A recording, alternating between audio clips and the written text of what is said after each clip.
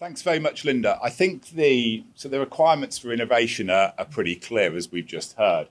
And look, as part of this, Ipsos is doing a lot of innovation and a lot of development work, some of which has already happened, but some of which is coming as well. And this is really what I wanted to touch on a little bit this morning, spend a few minutes just covering this. But then we're also going to hear from our speakers as well. And you're going to see how this surfaces within the industry in these people's companies as well.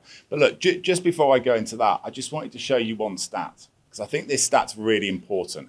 It helps underline the importance of UKOM, Ipsos Iris, and why we really need to have a full understanding of what people are doing online. Our lives revolve around online. More and more, they're inextricably linked. Okay, we can see here that, look, a quarter of our waking lives are spent on websites and applications. And if you look at younger generations, this increases. So for 15 to 24-year-olds, it's around a third. So to understand people, you absolutely have to be able to understand online. And look, as part of that, with the Ipsos Iris solution, we have to ensure we continue to innovate and develop it so it provides us a full and representative understanding of what people do online. And I'm going to talk around four areas that we've been focusing on. The first one is measurement. So look, with any measurement solution, especially one that has the governance of something such as UKOM, we need to be providing to market a solution that's robust. It has to be accurate. It's got to be transparent. It's got to be future ready, and it's got to fully represent the market that it exists in as well. And look, to this point, there's a couple of key developments that I wanted to touch on. First one is, look, we know there are changes in cookies, okay? So we're moving ahead with developing our first party cookie measurement solution to continue to accurately capture actual device level tracking, which underpins our census measurement. The other area is video as well.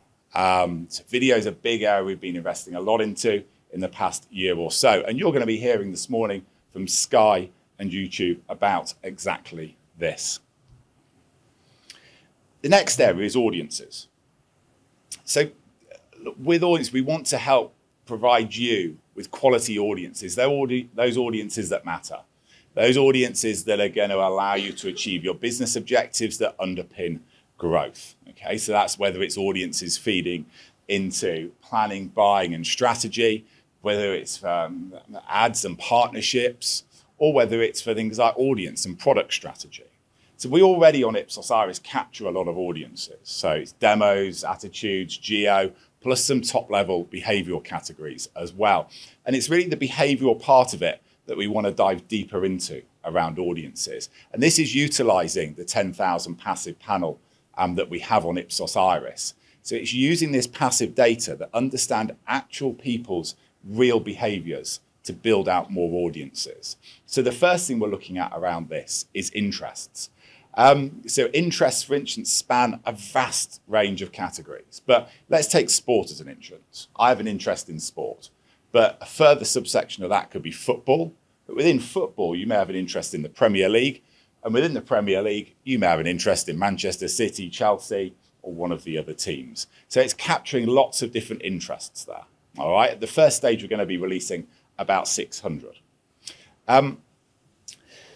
So that's on interest, but we're also looking at how we use this behavioral data to release further audiences to market. So getting into the marketing funnel, looking at intent, looking at the products that people are looking at, categories, but also you're going to have specific business questions. So how can we develop audiences for you that help you answer those questions?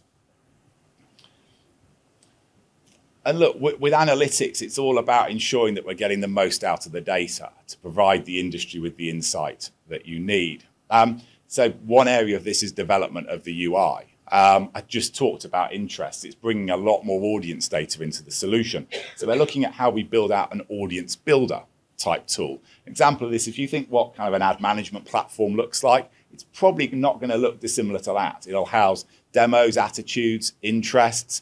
Plus, we're also looking at how we bring in actual website and app data into that. But it'll allow you to easily and flexibly create an audience, provide a pen portrait of that. But the beauty is you can also push that audience right throughout the rest of the Ipsos Iris UI to drive insight. And there's exploration around AI as well. How can we use AI to drive deeper insight and discovery across the platforms as well? But as well as the UI, it's important that, look, our data is interoperable. Its ability to partner with other solutions, but integrate as well. And this is what Havas are going to be speaking about this morning. Lastly, on analytics, it's custom. So this is all about answering specific questions you may have. Good example of custom work is Ipsos Iris footprints. This is all about understanding online pathways to purchase. What are the marketing touch points on that, so you could understand from a platform or publisher perspective how you've influenced that journey, or more from the buy side, how you can influence that journey moving forward as well. And the last area I wanted to touch on is activation. So Linda talked at the start about ensuring that this data is relevant in a programmatic space. We hear from the industry constantly that our audience data needs to flow into the places where digital advertising is being bought and sold. So we're going to hear about a really exciting development from Ozone. Plus, I think it's worth mentioning that we're working with the industry. So when I say we, that's Ipsos, UKOM, are working with the AOP, IAB, and ISBA to understand how we integrate into buy and sell side platforms, and also what direct first-party publisher integrations look like as well. It's central to this is delivering activation in a privacy-safe, transparent way using our consented panel. So look, that's it from me. We're now going to get on to our speakers who are going to kind of talk to you a bit about how these are surfacing in real life.